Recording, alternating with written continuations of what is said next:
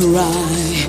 Parents tremble while you and I show our devils the world. Cristina Scarlat nu a reușit să ajungă în finala concursului Eurovision 2014. Mercy, I have no feelings of mercy. Destiny left me so empty. Prestația Cristinei din punctul de vedere al întregii echipe a fost una impecabilă, era exact așa cum noi ne doream să fie. Pe lângă faptul că nu am trecut în final, noi credem că am reprezentat țara cu demnitate, cu o voce bună și cu o prestație frumoasă.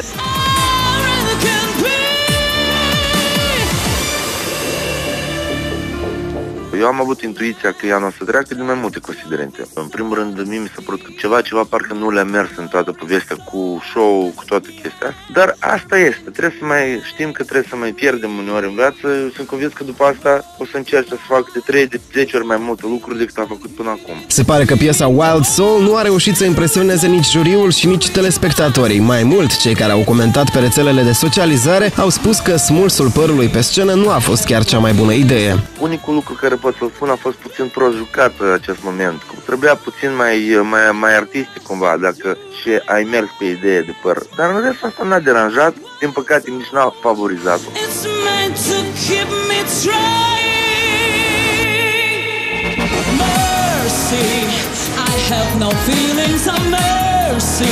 Noi am ales să lăsăm acest moment, a fost chiar și comparat cu momentul din desenul animat Mulan, atunci când Mulan își taie părul hotărându-se să fie o luptătoare.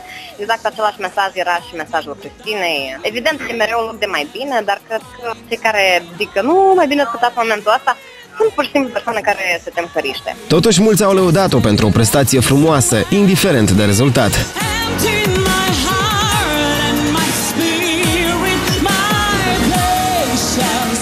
Există foarte multă lume care apreciază și zice cuvinte frumoase despre prestația Cristinei. Toată presa din prejur a început să ne scrie, toată presa internațională să ne întrebe cum naiba nu ați trecut, cum s-a întâmplat o chestie ca asta. Țările concurente în prima semifinală și care vor fi prezente în finala din 10 mai sunt Muntenegru, Ungaria, Rusia, Armenia, Azerbaijan, San Marino, Ucraina, Suedia, Olanda și Islanda. A doua semifinală va avea loc pe 8 mai și printre țările concurente se numără și România, reprezentată anul acesta de Paula Selling și Ovi.